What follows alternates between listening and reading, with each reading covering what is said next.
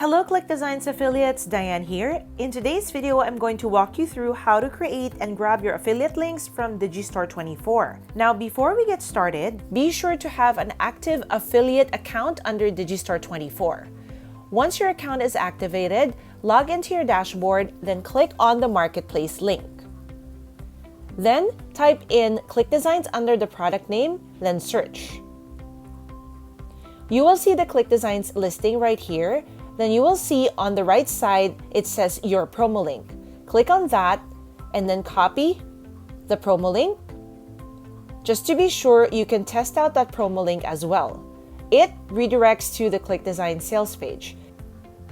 After copying your affiliate link, you can now use it and paste this link on your emails, blog posts, YouTube video descriptions, ad campaigns, and promos to earn commissions from ClickDesigns. Don't forget to check out all our done-for-you affiliate tools and use them for your promotion. That's how easy it is to get started as a ClickDesigns affiliate.